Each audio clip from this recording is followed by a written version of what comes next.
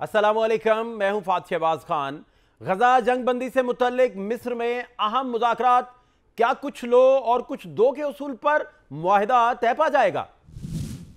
जंगी जुनून में मुब्तला इसराइली वज़ीर आज़म की तरजीह जंगबंदी है या हमास की कैद में मौजूद अपने शहरियों की रिहाई? भारत के वज़ीर दिफा और फौजी सरबराहान की गीदड़ भभकियां, क्या इंडिया 6 महीने कबल की शर्मनाक शिकस्त इतनी जल्दी भूल गया? जंग हुई तो इस बार जवाब तेज, फैसला कुन और तबाहकुन होगा। पाकिस्तान का भारत को दो टोक पैगाम। हुक्मरान इत्तेहाद की दोनों बड़ी जमातें नून लीग और पीपल्स पार्टी में सैलाब और दीगर मामलात पर शदीद लफ्जी गोलाबारी। क्या ये वाकई इख्तलाफात है या नूरा कुश्ती हो रही है? क्या अलीमा खान पाकिस्तान तहरीक इंसाफ की क़यादत संभालने जा रही हैं? प्रोग्राम का आगाज करते हैं गजा से, जहां 2 साल से जारी जंग में अमन के लिए उम्मीद की किरण फूटी है, जिसमें फ्रीकैन मुज़ाकरात की मेज पर बैठने को तैयार हो गए हैं। इस हवाले से आज मिस्र में अहम मीटिंग शेड्यूल है, जो मुमकिना तौर पर सियाहती मुकाम शर्मुल शेख में होगी, जिसमें मिस्र, तुर्की, इसराइल, अमेरिका और हमास के वफूद शरीक होंगे। मिस्र के सिक्योरिटी ज़राए का कहना है कि मुज़ाकरात में गजा की पट्टी से इसराइली फौज के इनखला के लिए नक्शा तैयार करना है और कैदियों के तबादले के मुआहदे के तहत मुमकिना तौर पर रहाई पाने वाले फलस्तीनी कैदियों की फहरिस्तों का जायजा लेना शामिल है। उधर हमास के सीनियर रहनुमा और मुज़ाकराती टीम के सरबराह खलील अल हैया मंजर आम पर आ गए हैं, जिनके बारे में इसराइल ने दावा किया था कि इसराइल के कतर पर हमले के दौरान वो शहीद कर दिए गए। ताहम बाद में अरब टीवी को इंटरव्यू में खलील अल हैया ने हमले में अपने बेटे और अपने चीफ ऑफ स्टाफ की शहादत का बताया था। उधर अमेरिका के सदर डोनाल्ड ट्रंप ने ट्रुथ सोशल पर लिखा है कि इसराइल के गजा से इनखला के पहले मरहले में उनकी रजामंदी से मुतल्लिक हमास को बता दिया है। ताहम हमास की तस्दीक के बाद जंग बंदी फौरी तौर पर मौसर हो जाएगी और यरगमालियों और कैदियों का तबादला शुरू हो जाएगा। इससे पहले डोनाल्ड ट्रंप ने हमास को तनबीह की थी कि हमास तेजी दिखाए, वरना तमाम शराइत खत्म हो जाएंगी और ताखीर बर्दाश्त नहीं की जाएगी। दूसरी तरफ हमास की जानिब से शराइत को मुकम्मल तौर पर तस्लीम ना करने पर डेडलॉक की सूरत हाल है, जबकि इसराइल के वज़ीर आज़म नेतन्याहू के असाब पर हमास शाई हुई है और इसे गैर मुसल्लह करने और हर कीमत पर अपने यरगमालियों की रहाई चाहते हैं, जिसकी वजह से वो मुज़ाकरात पर तैयार हो गए हैं। गुज़श्ता रोज़ टेलीविजन पर खिताब में नेतन्याहू ने एक बार फिर कहा कि इसने अमेरिका को बता दिया है कि हमास को गैर मुसल्लह किया जाए, चाहे यह सफारती कोशिश से मुमकिन हो या इसराइल की फौज की ताकत से। हमास के पास ट्रंप प्लान कबूल करने के सिवा कोई चारा नहीं। अगर इसने ऐसा नहीं किया तो गजा में फौजी कार्रवाइयां तेज हो सकती हैं। नेतन्याहू ने अपनी कौम को यकीन दिलाया है कि आने वाले दिनों में यरगमाली वापस आ जाएंगे और इसराइल का मीडिया में नेतन्याहू पर दबाव बढ़ता जा रहा है और अब वो हमास की कैद में मौजूद इसराइली फौजियों और शहरियों की रिहाई के लिए हर मुमकिन इकदाम करेंगे। एक तरफ जंग बंदी की बातें हो रही हैं तो दूसरी जानिब इसराइल ने गजा के मुहासरे के बावजूद कैदियों के तबादले के मुआहदे और अमरीकी सदर डोनाल्ड ट्रंप के अमन मंसूबे के तहत फौज के मरहलावार इनखला के बाद भी 3 स्ट्रेटेजिक मुकामात पर तवील मुद्दती फौज बरकरार रखने का मंसूबा तैयार कर लिया है। तुर्किया के टीवी के मुताबिक इन मुकामात में गजा की सरहद के अंदर एक बफर जोन में फौजी पोजीशंस, दूसरा फील्ड कॉरिडोर जो मिस्र के साथ गजा की सरहद पर वाक़या है और तीसरा तिल अल मनतार की पहाड़ी जो गजा शहर के शुजाइया मोहल्ले के मशरक में वाक़या है।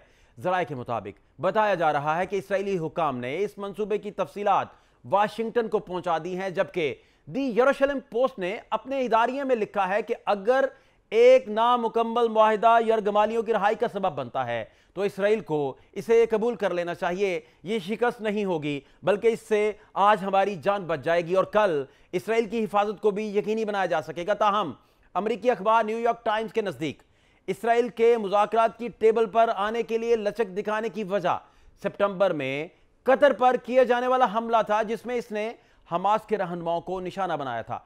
न्यूयॉर्क टाइम्स के मुताबिक नेतन्याहू ने गजा अमन मुआहदे पर लचक इसलिए दिखाई क्योंकि इसराइली फिजाइया हमले के बाद अमेरिका और अरब ममालिक की जानिब से शदीद दबाव आया था। दूसरी तरफ 67,000 मासूम फलस्तीनियों को शहीद और 1.25 लाख को जख्मी करने के बावजूद इसराइल मुजालिम करने से बाज नहीं आया और अमन की कोशिश के बावजूद गुज़श्ता 24 घंटे में 70 फलस्तीनियों को शहीद किया जा चुका है, जबकि ट्रंप ने ट्रुथ सोशल पर अपने पैगाम की इब्तिदा में लिखा था कि मैं इस बात की कदर करता हूं कि इसराइल ने वक्ती तौर पर बमबारी रोक दी है। उधर गजा में इसराइली मुजालिम और ग्लोबल फ्लोटेला के रजाकारों को यरगमाल बनाए जाने के खिलाफ बरतानिया, फ्रांस, स्पेन, यूनान और बांग्लादेश समेत कई ममालिक में एहतजाज हुए, जिसके बाद इसराइल ने 137 यरगमालियों को रिहा कर दिया। अलबत्ता गजा से इमदाद लेकर जाने वाले फ्लोटीला के काफिले में सवार साबिक पाकिस्तानी सेनेटर मुश्ताक अहमद खान ताहाल इसराइली फौज की हिरासत में है। दूसरी जानिब पाकिस्तान और सऊदी अरब समेत 8 ममालिक ने इसराइली फौज के मुकम्मल इनखिला और गजा की तामीर नौ पर जोर दिया है। उर्दन, UAE, Indonesia, Pakistan, Turkiye, Saudi Arab, Qatar और मिस्र के वज़राए खारजा ने मुश्तरका जारी एलामिया में कहा है कि हमने अमरीकी सदर डोनाल्ड ट्रंप की अमन तजवीज़ पर हमास के मुस्बत इक़दाम का खैर मकदम किया है और गजा में जंग के खात्मे और तमाम यरगमालियों की रिहाई की तजवीज़ को भी सराहा है। मुश्तरका बयानिया में मुस्लिम ममालिक के वज़राए खारजा ने फ़लस्तीनी मुज़ाहमती तंजीम हमास के ऐलान का खैर मकदम किया है और कहा है कि गजा इंतजामिया टेक्नोक्रेट्स पर मुश्तमिल अबूरी कमेटी को सौंपी जाएगी। मुश्तरका बयान में कहा गया है कि वज़राए खारजा ने ऐसा सिक्योरिटी निज़ाम तजवीज़ किया है जो तमाम फरीकों को तहफ़्फ़ुज़ को यकीनी बनाएगा। उन्होंने इसराइली फ़ौज के मुकम्मल इनखिला और गजा के तामीर नौ पर जोर दिया है, जबकि 2 रियासती हल की बुनियाद पर पायदार अमन के अज़्म का अयादा भी किया गया है। आगे बढ़ते हैं। भारतीय हुकूमत ने जंग की खिफ़्फ़त मिटाने और रियासती इंतखाबात जीतने के लिए एक बार फिर गीदड़ भभकियां देना शुरू कर दी हैं, जिस पर पाकिस्तान ने उसे माजी याद दिलाते हुए कहा है कि अगर इस बार भी भारत ने कोई मुहिम जोई की तो हौलनाक जवाब दिया जाएगा। ISPR की जानिब से जारी करदा एलामिया में कहा गया है कि ऐसा लगता है कि भारत अपने लड़ाका तैयारों के मलबे और पाकिस्तान के तवील फासले तक मार करने वाले तैयारों के गुस्से को भूल गया है। इज्तिमाई भूलने की बीमारी में मुब्तला भारत अब अगले दौर के तसादुम के लिए परेशान दिखाई दे रहा है। गुज़श्ता दिनों भारतीय वज़ीर दिफा और फौजी सरबराहान ने इंतहाई इश्ताल अंगेज बयान दिए। पड़ोसी मुल्क की सिक्योरिटी एस्टेब्लिशमेंट जहारियत के लिए मनगढ़ंत बहाने तराशने की कोशिश कर रही है, जिस पर पाकिस्तान भारत को खबरदार करता है कि अगर जंग का एक नया दौर शुरू हुआ तो पाकिस्तान पीछे नहीं हटेगा।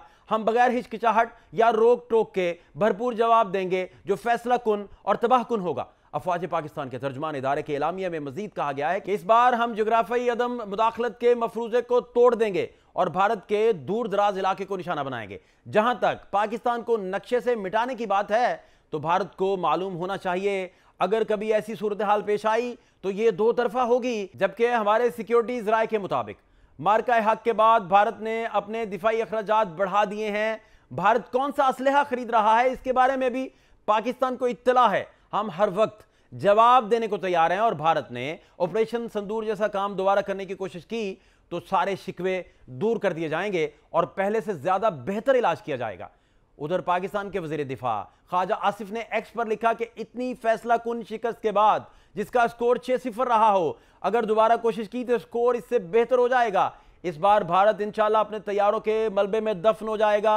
हफ्ते को भारत के वजीर दिफा राजनाथ सिंह ने पाकिस्तान पर सरीक्रिक से मुतल्लिक इल्जाम लगाते हुए धमकी दी थी कि भारत पाकिस्तान की तारीख और जोग्राफिया दोनों को बदल देगा। इससे एक रोज पहले इंडियन आर्मी चीफ ने भी धमकी दी कि रियासत पार दहशतगर्दी जारी रही तो पाकिस्तान को दुनिया के नक्शे पर अपनी जगह पर नजरसानी करना होगी। जबकि भारत के एयर चीफ 7-0 की इबरतनाक शिकस्त के 6 माह बाद ख्वाबे गफलत से बेदार हुए और 5 पाकिस्तानी तैयारे गिराने का मज़े खेज बयान दाग दिया। अब भारत जंग की शिकस्त का बदला तो गीदड़ भभकियों से पूरा कर रहा है या मासूम जानवरों को मारकर जो जिला थरपारकर में भारतीय हदूद में दाखिल हो गए थे। उधर अफगानिस्तान की अबूरी हुकूमत के वज़ीर खारजा अमीर मुत्तकी का दौरा भारत की बातें हो रही हैं।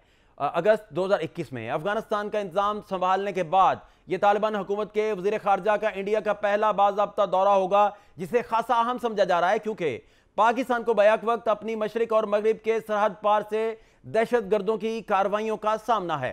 पाकिस्तान के सियासी मंजरनामे की बात करें तो PTI के अंदर इख्तलाफात में शिद्दत आ चुकी है। दूसरी जानिब नून लीग और पीपल्स पार्टी में लफ्जी गोलाबारी जारी है। PTI की बात करें तो वज़ीर आला अली अमीन गंडापुर ने अडयाला जेल में बानी PTI से मुलाकात के बाद 1 अक्टूबर को एक वीडियो पैगाम जारी किया, जिसमें उन्होंने कहा कि मुलाकात में उन्होंने बानी को बता दिया है कि आपकी रिहाई के लिए इक़दामात की बजाय इख्तलाफात को बढ़ा देने के लिए काम हो रहा है।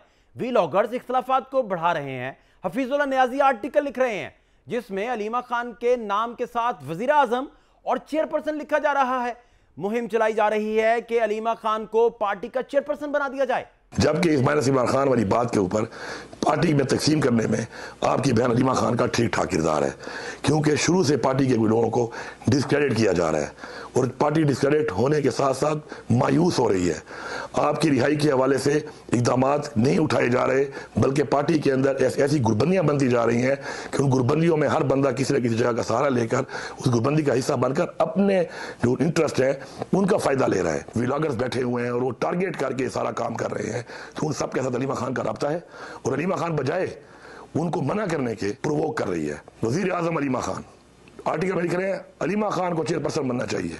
मुख्तलिफ लोगों से कैंपेनें चलवाई जा रही हैं, तो आपने अगर चेयरपर्सन बनाना है तो आप बिल्कुल बनाएं, लेकिन आप ये कर दें बजाय ये कि जो हालात चल रहे हैं और उससे ये नुकसान हो रहा है और जो मायूसी फैल रही है और तकसीम फैल रही है, उसमें मैंने बात की। वजीर आला अली अमीन गंडापुर के बयान पर अलीमा खान ने वाजे किया कि पीटीआई की क़यादत उनके भाई कर रहे हैं और वही पार्टी के सरबराह भी हैं।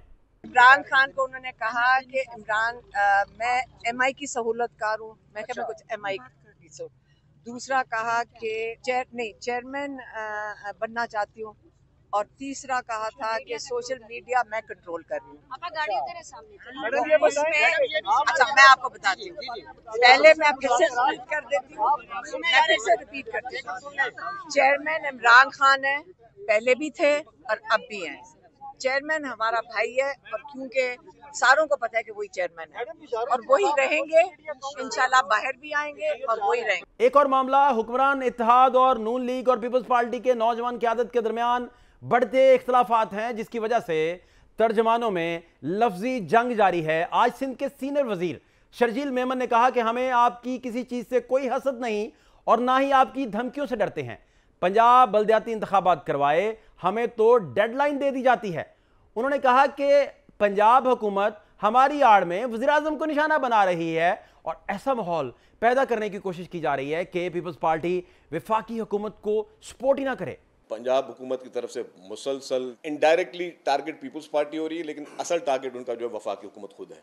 हम पंजाब हुकूमत की ये साजिश जो कि वफाकी हुकूमत के खिलाफ की जा रही है, उसमें हम उनको कामयाब होने इंशाअल्लाह ताला नहीं देंगे। ऐसा माहौल पैदा करने की कोशिश की जा रही है कि हम जो है वो वफाकी हुकूमत को सपोर्ट ना करें। मुकाबला करना है तो इस तरह कर लो, इलेक्शन के रिजल्ट पे फैसला आवाम ने करना होता है। तो 2024 में आपको क्या पजीराई मिली और 2024 में हमें क्या पजीराई मिली, सबके सामने है। और आपने कहा मेरे पैसे मेरी मर्जी, मेरा पानी मेरी मर्जी। यार ये कोई बात है कहने की?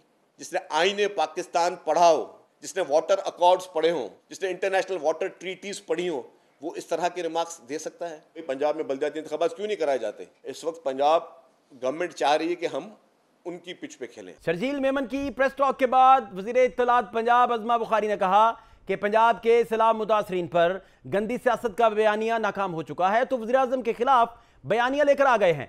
जनूबी पंजाब और Benazir income support program card खेलने को सियासत नहीं गलाजत कहते हैं। पंजाब में जब भी बल्दियाती इलेक्शन होंगे सिंध की तरह बोगस नहीं होंगे। आप मरियम नवाज की मकबूलियत से खौफजदा ना होते तो छुट्टी के रोज प्रेस टॉक ना करनी पड़ती। दूसरी जानिब मलेशिया के दौरे पर रवाना होने से पहले वजीर आजम शहबाज शरीफ ने मुस्लिम लीग नून के कायद नवाज शरीफ से मुलाकात की। उन्हें पीपल्स पार्टी और मरियम नवाज के दरमियान बढ़ती हुई कशीदगी पर तशवीश का इजहार किया और उनसे हालात को बेहतर बनाने के किरदार अदा करने की दरख्वास्त भी की। इसी हवाले से बात करने के लिए हफीजुल्लाह न्याजी साहब, पाकिस्तान के बड़े मोतबर तजियाकार, बहुत बड़ा नाम, किसी तारुफ के मोहताज नहीं। न्याजी साहब सर बहुत शुक्रिया वक्त देने के लिए। सर मुझे पूछना और जानना यह है कि 1 अक्टूबर को यानी 1 अक्टूबर को जब गंडापुर साहब मिल के आए हैं बानी पीटीआई से, तो उन्होंने कहा कि मैंने बानी पीटीआई को बता दिया है कि आपसे आपकी पार्टी का ओहदा छीनने के लिए और आपका बानी होना छीनने के लिए काम हो रहा है। व्लॉगर्स इस पे काम कर रहे हैं, हफीजुल्लाह न्याजी साहब उस पर आर्टिकल्स लिख रहे हैं, अलीमा खान साहिबा के साथ वज़ीर आज़म और चेयरपर्सन लिखा जा रहा है, इस तरह की सारी डिस्कशन। सर तो ये क्या सिनेरियो बना सर, क्या हुआ? मैंने तो अगर उनसे बात होती तो मैंने कहता कि भाई आप मुझसे पूछ लेते तो मैं आपको डायरेक्ट बता देता सर कि ये मुझसे एजेंसीज ने लिखवाए हैं, मैं यही कह सकता हूँ तो उनकी बात को क्रीडेंस मिल जाती है। मेरा ख्याल है कि ये बेपरखी है। अली अमीन गंडापुर साहब के तो जो हो गए तहफ़्फ़ुज़ात, मुझे नहीं पता उनका क्या बैकग्राउंड है, किस उन्होंने जो है एस्पेक्ट से किए हैं या किस जाविये से उन्होंने ये सारी बातें की हैं। जहाँ तक मेरे कॉलम का ताल्लुक है, जिसका उन्होंने रेफरेंस दिया, बार बार उन्होंने कहा है कि मैंने उनको बानी पीटीआई साहब से, जो इमरान खान साहब है, उनसे भी ये बात की है। तो मेरा ख्याल है कि मेरी तो एक एकेडमिक गुफ्तगू थी, और वो मैं कोई आज नहीं कि मैं हमेशा से करता रहता हूँ। मैंने कई दफ़ा कहा कि जी मैंने पता फरवरी या मार्च या कोई ज़माना था 2018, तो मैंने लिखा था जानशीन नवाज शरीफ। तब भी मैंने यही लिखा था कि जी नवाज शरीफ साहब की जो लेगेसी है या जो उनकी जानशीनी है, वो जो एक आज तक या कुछ अरसे पहले तक तो शहबाज शरीफ साहब के पास थी, अब वो शिफ्ट हो गई है और वो मरीम नवाज साहब को चली गई है। और मरीम साहब उस वक्त MNA थी, MPA थी ना, वो कोई किसी किस्म का उनके पास ओहदा था।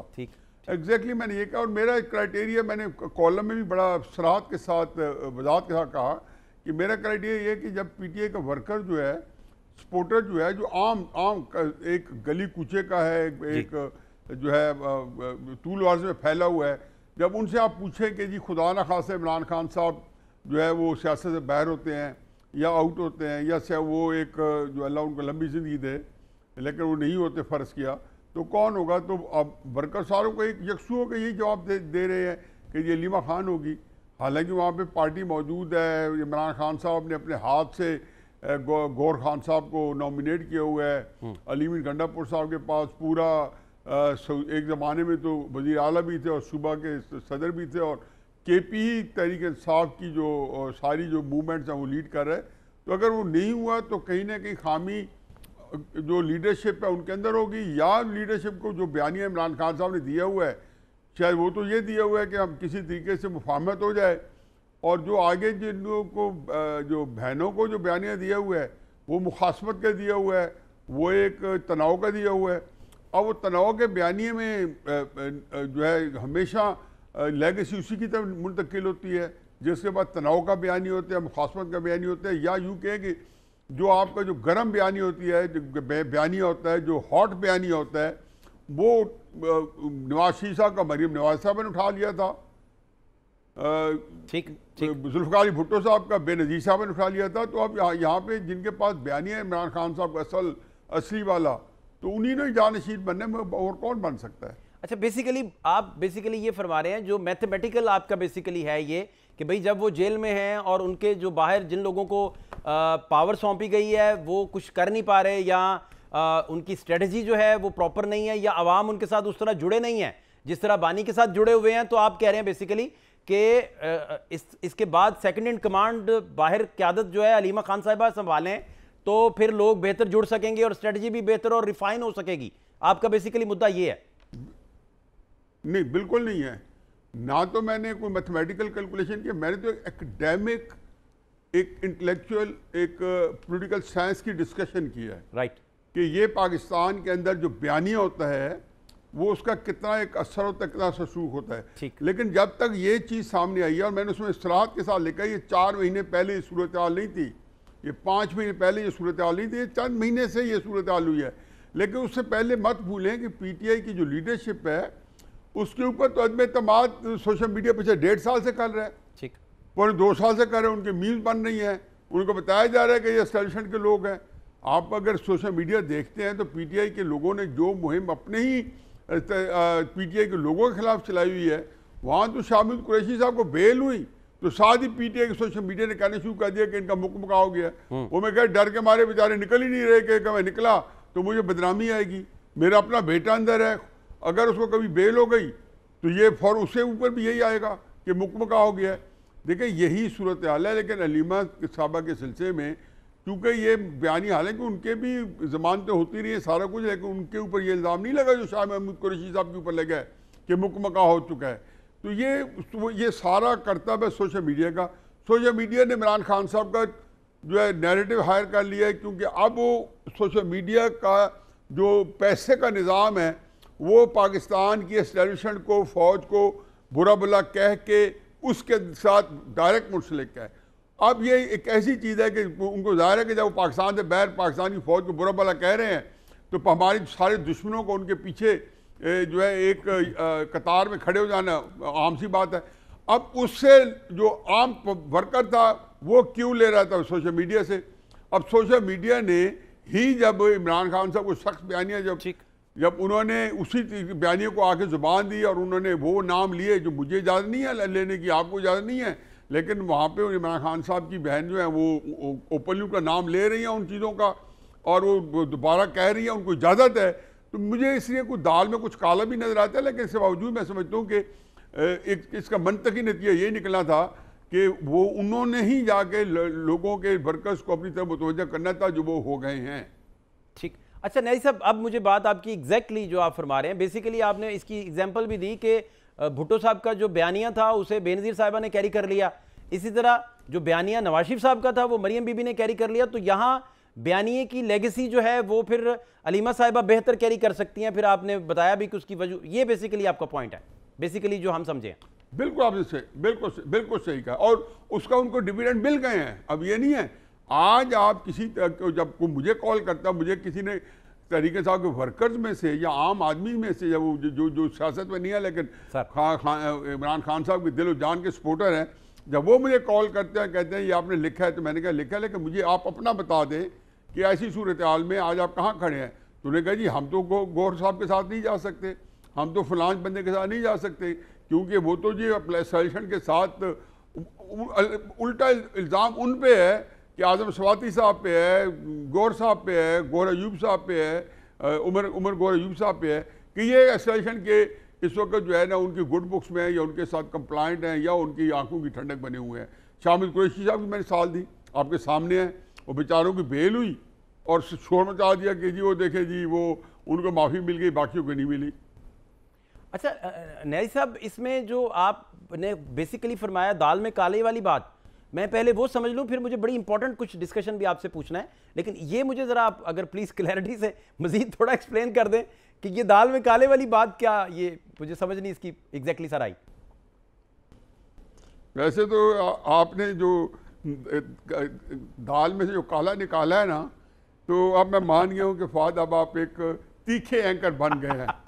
अब मैं आपको बच्चा नहीं समझता, अब मैं मैच्योर तीखा एंकर समझता हूँ कि जो इस पूरी बात के में से पूरी मेरी सारी पकी पकी दाल में से एक छोटा काला निकाल लिया। आपने बड़ा अच्छा कुछ नहीं, अच्छा आपने मुझे बहुत, मेरा ख्याल था कि ये इसी तरीके निकल जाएगा, लेकिन आपने निकलने नहीं दिया। सर मैं उसको थोड़ा वजाहत कर देता हूँ, और अमूमन मैं इससे अवॉइड करता हूँ इस तरह के सवाल का तफसीलन जवाब देते हूँ कि इससे कंट्रोवर्सीज बढ़ती हैं, लेकिन आपके प्रोग्राम की इज्जत करते हुए, एहतराम करते हुए मैं थोड़ा बता दूँ कि देखें, एक हमारे यहाँ अजीब व गरीब सूरत हाल, एक ट्रस्ट डेफिसिट है। ये सिर्फ तहरीक इंसाफ का नहीं है, ये मुस्लिम नून के अंदर भी है और इवन पीपल्स पार्टी के अंदर भी है, इवन JUI के अंदर भी है, कि हम कुछ थोड़ा सा बंदा होता है हर एक दूसरे पे शक करता है कि यार या कोई बंदा थोड़ा सा होता है जी आइए अंदर से एस्टैब्लिशमेंट के साथ मिला हुआ है जी। शहबाज साहब के बारे में भी कि जी वो भाई के साथ इतने ज़्यादा नहीं है और एस्टैब्लिशमेंट के साथ ज़्यादा घुले मिले हुए हैं।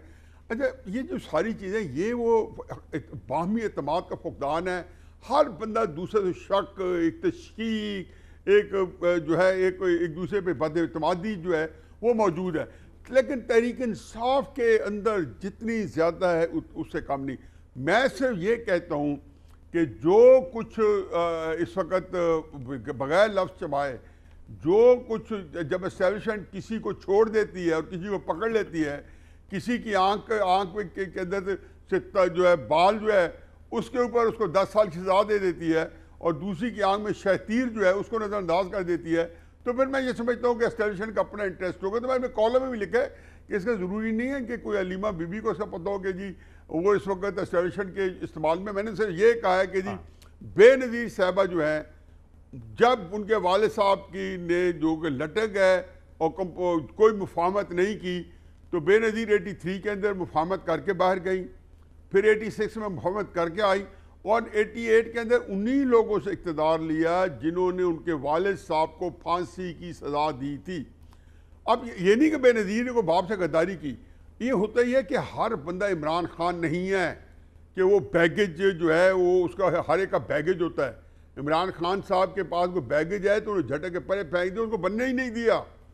यही भुट्टो साहब का हिसाब था। उन्होंने कहा मेरे मैं कोई है जो करना कर लो, मैं नहीं निकलता हूँ जेल से बाहर। ये इमरान खान से किया हुआ है। ये बड़ी ख़तरनाक बात है। मैं एक हकीकत, एक संजीदगी से कह रहा हूँ कि ख़तरनाक बात है। ये एक और मौजू है सर। लेकिन उसके बाद अगर आपको किसी को एक ऐसा सख्त बयानिया, अगर मुझे अगर एस्टेब्लिशमेंट अपने खिलाफ जो है सख्त ज़बान सवाल करने की इजाज़त दे दे और आपके प्रोग्राम में भी दे दे या कम अज़ कम सोशल मीडिया की हद तक दे दे और मुझे कुछ ना कहे, तो मैं पाकिस्तान का एक इंतहाई मकबूल रहनुमा होऊंगा, क्योंकि पाकिस्तान के अंदर ये बयानिया जो है हमेशा बिकता है, पॉपुलर होता है। जो बंदा सेशन को ललकारता है, पिछले 60-70 साल से मैं मिसालें दे दे के तक गया हूँ। ये हमारी तारीख गवाह है। खान कलसूम खान ने 59 के अंदर एक जब जुलूस निकाला, जुल्फ़िकार भुट्टो ने 1966 के अंदर जब सेशन को निकाला ललकारा, या लेट 70s में, या नवाज शरीफ साहब ने 93 में ललकारा, या आके उसके बाद 99 में ललकारा, या 2007 में ललकारा, उसको रिफ़तें मिली हैं। इमरान खान साहब ने जब ललकारा 2022 में अप्रैल में आके इक़्तिदार से हटने के बाद, तो उनको रिफ़तें मिली हैं। तो ये एक आम सी चीज़ है। तो वही बात, वो ललकार रही हैं, उनको रिफ़तें मिल रही हैं। अब इससे आया कोई एंड नफ़ा या नुकसान होगा? MQM ने कराची की हद तक ललकारा, हैदराबाद तक ललकारा, आप देखें कितनी पॉपुलैरिटी मिली। तो कई दफ़ा एस्टेब्लिशमेंट ऐसे प्रोजेक्ट्स को खुद आंखें बंद कर लेते, उनका ख्याल होता है ये मैनेज करना शायद हमारी आसान हो और वो मैनेज करना मुश्किल हो। मेरी बात समझ रहे हैं आप? ठीक, बिल्कुल। बड़ा अच्छा, भुट्टो को मैनेज करना मुश्किल हो, ठीक, लेकिन बेनज़ीर को मैनेज करना मुश्किल हो। बाद में हालात ने साबित किया कि बेनज़ीर को मैनेज करने के लिए आसान था, कि वही बेनज़ीर उसी जेल में से समझौता करके पाकिस्तान से बाहर लंदन चली गई, जो उनके बाप ने नहीं किया। उनकी बाप लटक गए, लेकिन उन्होंने वो समझौता नहीं किया था। ठीक, आखिरी बात न्याज़ी साहब, मुझे समझना अब ये है कि गवर्नमेंट तो सर इंटरनेशनल जो मौजूआत हैं और जो इंटरनेशनल कॉन्फ्लिक्ट चल रहा है सबसे बड़ा दुनिया का, वहाँ वो बहुत रेलिवेंट भी है, वहाँ वो अच्छे से अपने कार्ड्स भी खेल रही है और बहुत सारी बड़ी मुफाहमतें करवाने के लिए भी बहुत अमल दखल है पाकिस्तान का। इन सारे हालात में बानी PTI जो हैं उनकी रेलिवेंस उस तरह रही नहीं। इंटरनेशनल सिनेरियो के बाद, इंडिया के साथ जारियत का दो टोक जवाब और बेहतर जवाब देने के बाद, 6-0 का स्कोर करने के बाद, अब आपका क्या मशवरा है तहरीक इंसाफ को? क्या किया जाना चाहिए कि वो रेलिवेंट भी हों और बात थोड़ी आगे भी बढ़े, कोई पॉलिटिकल डिस्कोर्स भी हो सके? ताकि देखिए जी, स्कोर तो 7-0 का है। अब आखिरी स्कोर आपको नहीं पता चला। हमने जब USA में, अमेरिका में प्राइम मिनिस्टर साहब ने तकरीर की UN में, तो उन्होंने 7-0 स्कोर बताया। ट्रंप ने भी 7-0 स्कोर बताया। तो अब मेरा ख्याल है आखिरी स्कोर तो ये 7-0। देखिए जी, इस वक्त एक जनरली स्पीकिंग रेलिवेंट तो इस वक्त सिवाय PTI की कोई पार्टी है ही नहीं। पाकिस्तान को जब भी आप सियासी डिस्कशन करेंगे तो आप PTI ही को डिस्कस करेंगे। अगर आप मुझसे अभी फजल रहमान का क्वेश्चन पूछ लेते, आप बिलावल भुट्टो साहब को पूछ लेते, मरीन नवाज साहब को पूछ लेते, या शहबाज शरीफ साहब का, तो मैं कहता ये रेलिवेंट है। लेकिन चूँकि आपको इस वक्त जो सारे, आप नहीं सारे अभी शाम तक चले जाएंगे, या जनरल टॉपिक्स होंगे या ये क्वेश्चन होगा इमरान खान साहब का। इसलिए सियासी तनाजुर में तो इमरान खान साहब ही रेलिवेंट है। आप जिस लिहाज से पूछ रहे हैं, बिल्कुल आपने सही कहा कि 10 मई के बाद पाकिस्तानी फ़ौज को एक ना सिर्फ ये कि उनको खुद बड़ा एहतराम मिला, उनके साथ पाकिस्तान की भी कदर व मंजिलत पूरी दुनिया में कहीं से कहीं पहुंच गई सर।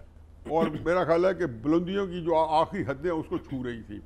सऊदी अरब से जब हमने माहिदा किया और कतर की बॉम्बे के तनाजर में किया, तो उसमें भी उसने उसको मज़ीद 4 चांद लगाए, मज़ीद उसके कहते आइसिंग ऑन द केक मज़ीद हो गया। लेकिन उसके बाद जो ट्रम्प के 20 पॉइंट्स आए हैं ना, उसने तो इनकी सारी कले का पर्दा खोल दिया। अब तो आपको अब मैं आपको बात में बताता हूँ, आप ही की बात में तरह मिसरा लगाता हूँ, आपको रूस से ज़्यादा ही रेलिवेंट हो गए हैं। और इनका दिल नहीं करता था मुसलमान हुक्मरानों का हम इतने रेलिवेंट हो जाएं कि आप जो है ना बिल्कुल। अब उनके देखें, एक बात भूलें, फ़लस्तीन जो है ना, ये हमारे को मुसलमान हुक्मरानों का मसला नहीं है। ये पाकिस्तान तूल अर्ज़ में मुसलमान जितने इस वक्त हैं, 2.25 बिलियन मुसलमान हैं, ये उनका मसला है। और हमारे हुक्मरानों पे इन्हीं का प्रेशर होता है, जिसकी वजह से ये कोई कहते हैं कोई ऐसा रास्ता मिले कि हम अमेरिका वगैरह को भी कोई जो है, और इजराइल और सबके इनके साथ भी कोई इनकी खशमगीन गाँव से बचे रहें और हमारे लोग मुतमईन रहें। मेरा ख्याल है कि वो टाइम पूरा हो गया। मुझे अब ख़तरा यह है कि जो आने वाला वक्त है ना, जो हालात हैं, ये आपने ये बहुत फैला हुआ मौजू है कि इस वक्त ईरान के ऊपर हमला हुआ चाहता है अमेरिका ने कतर के अंदर पिछले 4-5 दिन में गैर मामूली बिल्टअप हो रहा है और पूरी दुनिया उसको वॉच कर रही है। यूक्रेन के अंदर उन्होंने टॉमहॉक मिसाइल नस्ब कर दिया रशिया के ऊपर। वेनेजुएला के करीब अमेरिका अपना जंगी बेड़ा जाके खड़ा कर दिया जहाँ चाइना ने ऑलरेडी अपनी बहरी फौज पहुँचाई हुई है। ये सारी चीज़ें और ईरान के ऊपर हमला हुआ चाहता है इसराइल का और अमेरिका का। मेरा ख्याल है एक ही वक्त में अगर हमले हो गए ना यूक्रेन के ऊपर और उसके ऊपर तो सारे मुल्क एक दूसरे से मिल जाएंगे कि और रूस जो है यहाँ यूक्रेन को करेगा फिर वो इसराइल में भी कदम रखेगा। चीन जहाँ वेनेजुएला को करेगा वहाँ यूक्रेन में भी। ईरान को बस अभी तक कोई किसी मुआहदा नहीं है जैसे हमारा चीन के साथ ताल्लुक है, लेकिन रूस और ख़ुसूसन रूस और अमूमन चीन वो ईरान को मुआहदे से ज़्यादा हेल्प कर चुके हैं और पहले भी ईरान इसका इजहार कर चुका है। तो मैं ये समझता हूँ कि ये सारी चीज़ें होंगी। अल्लाह करे आज मुज़ाकरात शुरू है हमास से, वहाँ पे इसराइल के साथ डायरेक्ट हो रहे हैं। 2 दिन में रिजल्ट निकल आएगा। हमास ने बड़े खूबसूरती से उसको रिजेक्ट नहीं किया लेकिन कहा जी पहला काम ये करूँ। उन्होंने कहा जी हौसले छोड़कर नहीं, पहले आप इनखला करें, बमबारी रोकें और फिर हम हौसले की बात करें, फिर अगला करें। फिर उन्होंने कहा जी 2 काम पे हम नहीं बिल्कुल समझौता करेंगे, एक इजरायली फौज के इनखला से और एक टोनी ब्लेयर को गवर्नर बनाने से कि ये जराइम पे या मुजरिम आदमी वॉर क्रिमिनल है इसको नहीं आने देंगे। तो मेरा ख्याल है कि इतना ज़्यादा रेलेवेंट नहीं होना चाहिए क्योंकि ये नुकसानदेह है। और दुआ करें कि आने वाले हालात पाकिस्तान के अच्छे हों कि हमारी जान भी शिकंजे के अंदर फंसी हुई है और मुसलमान दूसरे हुक्मरानों को भी, और इसमें से हमें अल्लाह ताला खुद सुरखरू होकर निकाले। बहुत शुक्रिया हफीजुल्लाह न्याज़ी साहब जी, सीनियर तज्ज़ियाकार हमारे साथ मौजूद थे। प्रोग्राम में एक ब्रेक शामिल करते हैं, हमारे साथ रहिए।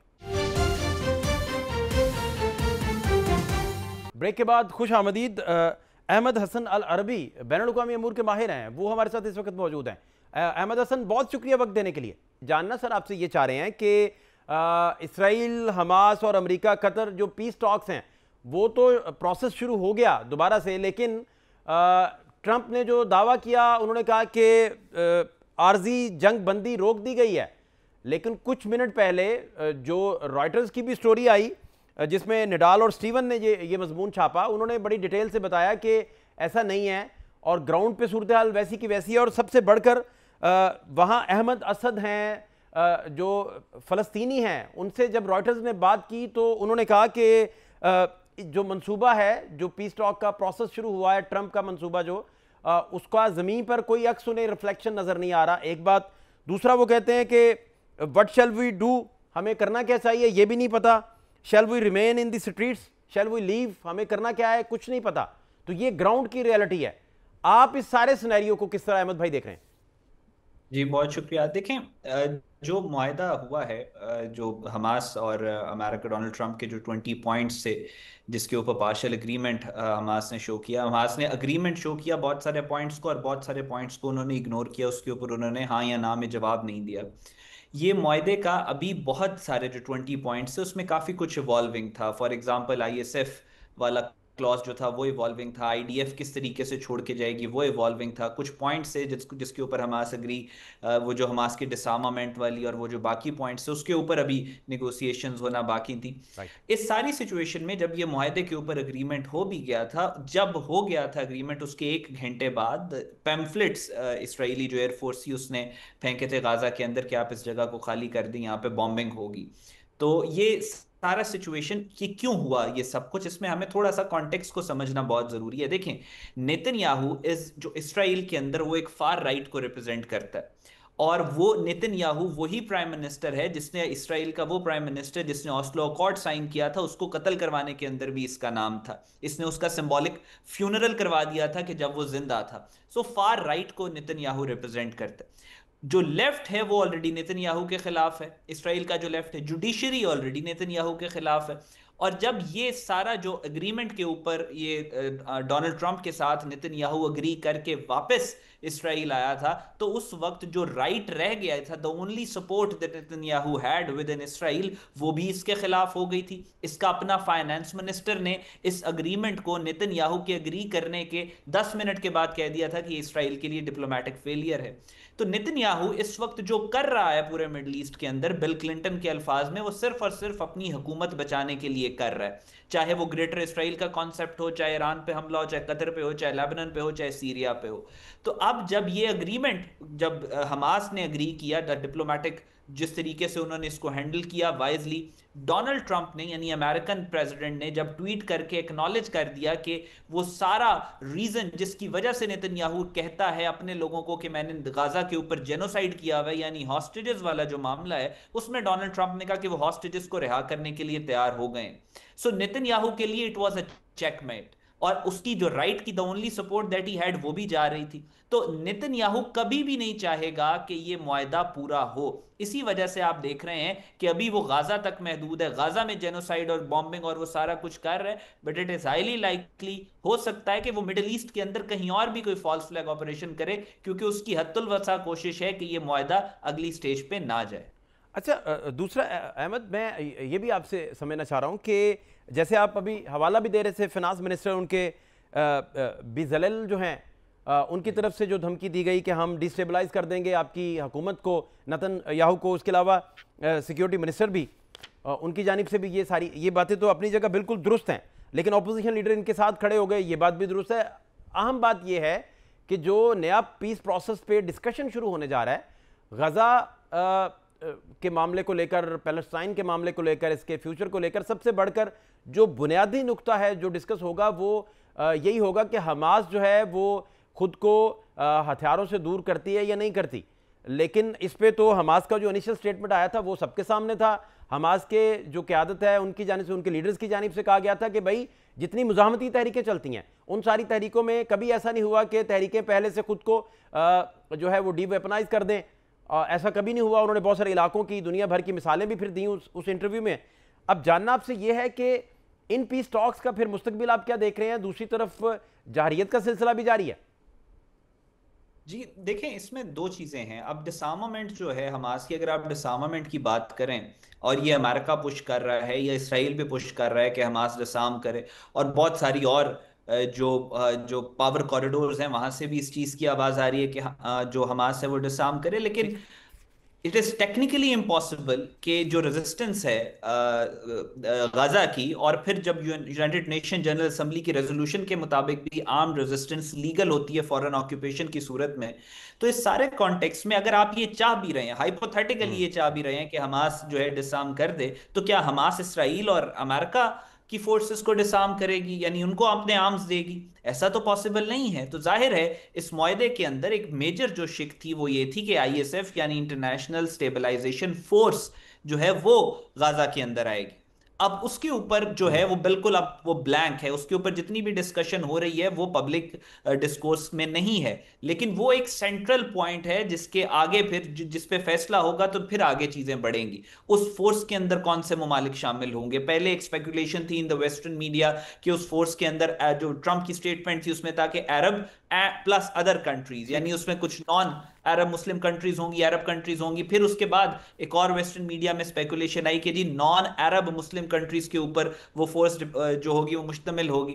तो जब तक वो फोर्स फाइनलाइज होगी नहीं होगी तब तक ये मुआहदा टेक्निकली आगे नहीं बढ़ सकता। लेकिन लार्जर जो इसका जो अम्ब्रेला नैरेटिव है जिसके थ्रू जो इस मुआहदे के अंदर एक सिल्वर लाइनिंग नजर आ रही है, ऑल्दो इस मुआहदे के सारे पॉइंट्स मुसलमानों के हक में नहीं है, लेकिन जो फोकस है इस वक्त वो ये है कि मिडिल ईस्ट के अंदर पहला स्टेप इस वक्त जो प्रायोरिटी है मुस्लिम कंट्रीज की, और देखा जाए तो अमेरिका की भी, वो ये है कि किसी तरह सबसे पहले गाजा के अंदर सीज फायर को अचीव किया जा सके। अमेरिका की प्रायोरिटी मैं इस वजह से कह रहा हूं क्योंकि वो यहां से निकल के किसी और जंग के अंदर इन्वॉल्व होना चाह रहे हैं। उनको एक और जंग लर्किंग अराउंड द कॉर्नर नजर आ रही है। सो वो उस जंग में जाने की उनको जल्दी है। वो ये चाहते हैं कि किसी तरह मिडिल ईस्ट के अंदर एक स्टेबिलिटी की इक्वेशन लेके आए, और मुस्लिम कंट्रीज भी यही चाहती हैं कि पहला स्टेप जो है सीज फायर का वो अचीव किया जाए, बाकी बातें फिर उसके बाद। अच्छा अहमद, ये भी मुझे समझाइए कि आपकी अंडरस्टैंडिंग के मुताबिक ट्रंप इन सारे मामलात को लीड क्यों कर रहे हैं, और उनके अंदर इतनी हमदर्दी और इतना फ़लस्तीन के लिए दर्द जो है वो कहाँ से जागा है एग्जैक्टली? आप इसे किस नज़र से फिर देखते हैं? अगर मैं आपसे कहूँ कि इस पर आप रोशनी डालिए और इस पर गाइड कीजिए कि ऐसा क्यों बेसिकली हुआ है कि चूँकि जो अरब ममालिक थे वो किस कैपेसिटी में किस हद तक जा सकते हैं, उनकी क्या लिमिटेशंस हैं, वो शायद आपसे बेहतर कोई ना समझता हो, तो फिर ट्रंप ही क्यों लीड कर रहे हैं इसको? ऐसी क्या वजह है? देखें, बात यह है कि अमेरिका का एक तो पहली बात यह है कि जहां तक हमदर्दी और जज्बात की बात है, इसमें दो एस्पेक्ट्स, दो फैक्टर्स होते हैं। इकबाल का एक शेर है, उन्होंने जियोपॉलिटिक्स के ऊपर, Iqbal was the greatest political scientist पिछले 100-200 साल में जो हमारे रीजन में, जो मुस्लिम वर्ल्ड में आए, और उन्होंने कहा था कि अपनी मिल्लत पर कयास अक़वाम मगरिब से ना कर, खास है तरकीब में उम्मत रसूल हाशमी।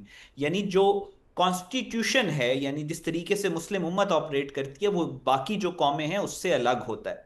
सो हमें तो एक गाजा की तकलीफ है, गाजा का दर्द हमारे दिल के अंदर मौजूद है, क्योंकि एक जिस्म की तरह मुसलमान एक हिस्से को तकलीफ होगी तो पूरा पूरा जिस्म उससे सफर करेगा। जहां तक बाकी ममालिक की बात है, जैसे आपने अमेरिका की बात की, हमदर्दी इंटरनेशनल रिलेशन में एग्जिस्ट नहीं करती। आपके इंटरेस्ट एग्जिस्ट करते हैं, आपके कोल्ड इंटरेस्ट एग्जिस्ट करते हैं। अब अमेरिका का क्या इंटरेस्ट है कि डोनाल्ड ट्रंप ये पीस के 20 पॉइंट्स, 21 पॉइंट्स पहले और फिर ये 20 पॉइंट्स दे रहा है। अमेरिका का इंटरेस्ट ये है कि America is losing grip in middle east. America जब सोवियत यूनियन के खिलाफ, जब कोल्ड वॉर चल रही थी, उस वक्त से अमेरिका ने यूरेशियन रीजन के ऊपर अपना कंट्रोल साबित करना शुरू किया।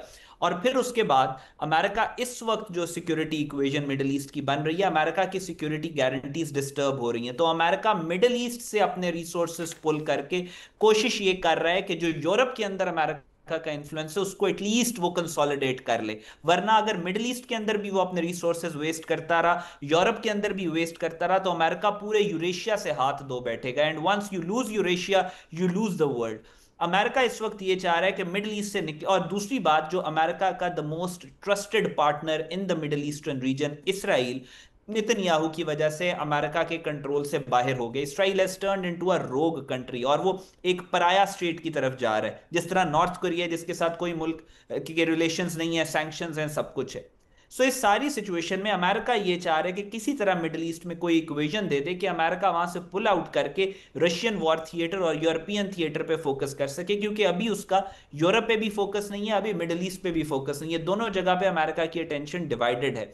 तीसरा, अमेरिका की जो इंटरनल पॉलिटिकल टर्मोइल है, इस वक्त अमेरिका बहुत ज्यादा डिवाइडेड, पोलराइज्ड पॉलिटिकल ओपिनियन देखा जाता है अमेरिका में। लेकिन गाजा के मामले में पूरा अमेरिका का जो डोमिनेंट ओपिनियन है वो इसराइल के खिलाफ हो चुका है, which is a major development. Trump being a popular leader, जो कि पॉपुलर सेंटिमेंट के थ्रू आया है, he can not afford his political base to turn against him. तो ये दो तीन फैक्टर्स मिलके ट्रंप को पुश कर रहे हैं कि वो गाजा में कोई पीस या सीज फायर करवाए। बहुत शुक्रिया। अहमद हसन अल अरबी, बैनुल अक़वामी अमूर के माहिर, हमारे साथ मौजूद थे। शॉर्ट ब्रेक एक प्रोग्राम में शामिल करेंगे, हमारे साथ रहिए। ब्रेक के बाद खुश आमदीद कामरान यूसुफ साहब जी, सीनियर जर्नलिस्ट हैं, तजियाकार। बहुत शुक्रिया कामरान साहब वक्त देने के लिए। मैं जानना सर आपसे ये चाह रहा हूँ कि पाकिस्तान ने बड़ा सख्त जवाब दिया, लेकिन इंडिया की जानिब से जो मुज़िका खेज़ बयानात आ रहे हैं और जो इश्तिआल अंगेज़ वो गुफ्तगू कर रहे हैं, क्या इसका इनिशियली आप क्या देखते हैं, क्या समझते हैं, क्या इसकी वजह समझते हैं आप? आई थिंक इसकी दो बड़ी वजूहत हैं। एक तो जो मई में पाकिस्तान और भारत के दरमियान 4 रोज़ा जो जंग हुई थी या लड़ाई लड़ी गई थी, उसमें क्लियरली पाकिस्तान के, अगर आप बयानात को छोड़ भी दें, तो इंटरनेशनल कम्युनिटी का भी एक कंसेंसस था कि पाकिस्तान ने मुंह तोड़ जवाब दिया था। और जिस तरीके से उनके जदीद लड़ाका तैयारे, रफाल तैयारे गिराए थे, तो पाकिस्तान का पलड़ा भारी रहा था। तो उस वक्त से लेकर अब तक भारत की हुकूमत, भारत की जो फौज है, वो किसी भी तरह से उस शिकस्त को, डैमेज हुआ है, उसको कंट्रोल करने की कोशिश कर रही थी। तो अगर आप उस बयान को, जो इंडियन आर्मी चीफ का भी 2 रोज पहले सामने आया था, उसको अगर आप एक तशरीह करें, तो उसमें आपको क्लियरली अंदाजा होता है कि वो ये बताने की असल में कोशिश कर रहे हैं कि चलें, मई में तो हमने ठीक तरीके से जवाब नहीं दिया, अब अगर पाकिस्तान ने इस तरह की कोई हरकत की तो हम उन्हें ऐसा जवाब देंगे कि उन्होंने तो यहाँ तक कह दिया कि पाकिस्तान का नाम दुनिया के नक्शे से मिट जाएगा। तो बेसिकली अपनी शिकस्त को वो मेरे ख्याल में कवर अप करने की कोशिश कर रहे हैं। दूसरा, उसके अंदर आई थिंक जो एलिमेंट है, क्योंकि भारत के अंदर आपको पता है कि बहुत बड़ा मुल्क है, ऑन एंड ऑफ वहाँ पर रियासती इलेक्शंस होते रहते हैं। बिहार का इलेक्शंस वहाँ पर आ रहा है और बहुत पॉलिटिकली, जिस तरह पाकिस्तान में पंजाब बड़ा इंपॉर्टेंट समझा जाता है, बिहार जो है अगेन एक बड़ा अहम उनका सूबा है।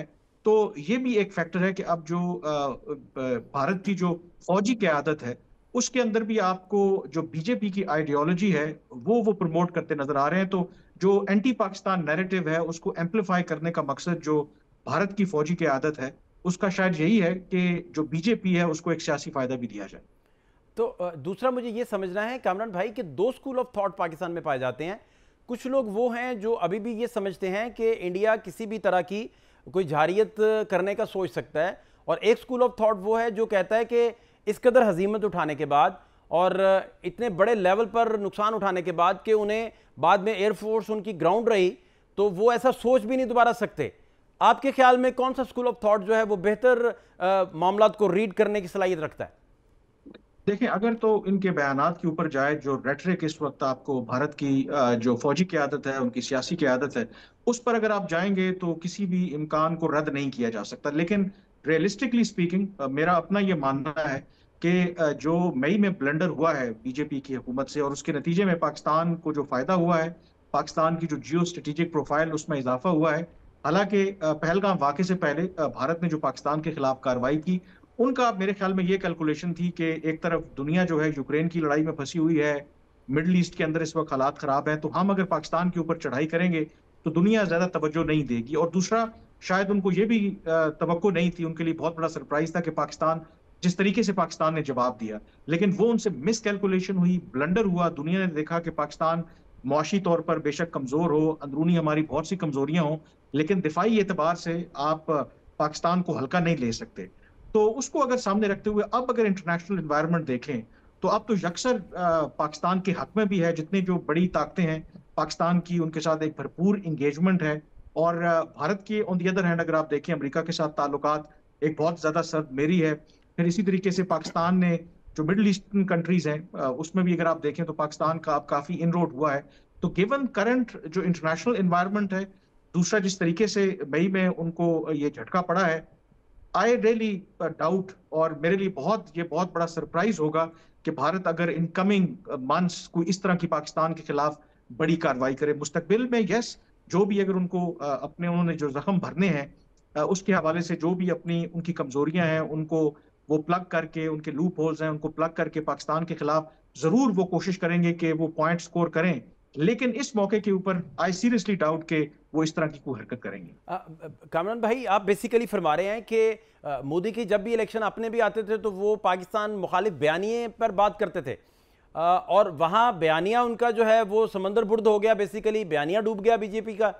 तो बेसिकली अब इश्ताल अंगेज बयानात बेसिकली वो अपने अवाम के उस बयानिए को वापस लाने के लिए देते हैं। तो बहुत सारे तजियाकार समझते हैं, इंटरनेशनल अमूर को समझने वाले, कि शायद वो कोई जाहिरियत का सोच रहे हैं। बेसिकली आप कह रहे हैं कि वो तो अपने बयानिए को दोबारा से उसी हालत में वापस लाने के लिए तगदो कर रहे हैं और इस तरह की इश्ताल अंगेजी दिलाकर लोगों को बता रहे हैं कि आप उसी बयानिए पे वापस आ जाइए, और जाहिरियत का तो वो सोच भी नहीं सकते जैसा आप फरमा रहे हैं। बिल्कुल, आई थिंक जो भी बीजेपी हो या जो पॉलिटिकल पार्टीज होती हैं उनके डोमेस्टिक एजेंडा भी होता है, और बीजेपी का ये खासा रहा है कि उन्होंने पाकिस्तान मुखालिफ जो जज्बात हैं उनको उभार कर जाहिर है कि पॉलिटिकल फायदा उठाया। और ये अगर हम छोड़ भी दें कि हमारा व्यू में भी बायस हो, खुद भारत के अंदर जो पुलवामा वाकया हुआ था उसके बाद जो मकबूजा कश्मीर के गवर्नर थे, अब उनका इंतकाल हो गया है, वो रिकॉर्ड पर मौजूद है कि किस तरीके से जो पुलवामा वाकया है उसको इस्तेमाल किया बीजेपी सरकार ने, बीजेपी हुकूमत ने, जो इलेक्शन में अपना जो उन्होंने एक स्लोगन भी बनाया। और इसी तरीके से इवन के अभी भी जो एशिया कप में हुआ, क्रिकेट के मैदान में हुआ, उसके बाद जो फाइनल में जो कुछ हुआ, अगर आप कांग्रेस जो उनकी अपोजिशन की जमात है उनका अगर आप क्रिटिसिज्म भी देखें तो एग्जैक्टली वो यही कर रहे हैं कि बीजेपी जानबूझकर इवन जो खेल है उसमें सियासत ला रही है ताकि अपने सियासी जो एजेंडा है उसको परवान चढ़ा सके। तो क्लियरली ये जो उनके प्रोवोकेटिव स्टेटमेंट्स हैं उसका एक ऑब्जेक्टिव जो अपनी डोमेस्टिक ऑडियंस को ये बताना है कि जो पुराना वाला बयानिया है एंटी पाकिस्तान, वो बयानिया बेच करके जो वोट हासिल करते थे उसको अलाइव रखना है। And more importantly I think जो जैसे मैंने कहा कि मई में जो उनको शिकस्त हुई है वो कहीं ना कहीं उसको अभी भी उनका जो जख्म है वो भरा नहीं है, तो उसको वो कवर भी करना चाहते हैं। वो बताना चाहते हैं कि नहीं नहीं, ये जो इंटरनेशनल कम्युनिटी कह रही है, जो इंडिपेंडेंट एक्सपर्ट्स कह रहे हैं, नहीं नहीं वो झूठ बोल रहे हैं, असल में तो कामयाबी हमें मिली थी। तो उसके मल्टीपल फैक्टर्स हैं, बट मेरी जो अपना आई थिंक असेसमेंट है जो कुछ मई में हुआ है और उसका पाकिस्तान को ग्राउंड के ऊपर भी जो फायदा हुआ है, अगर आप दिफाई एतबार से देखें,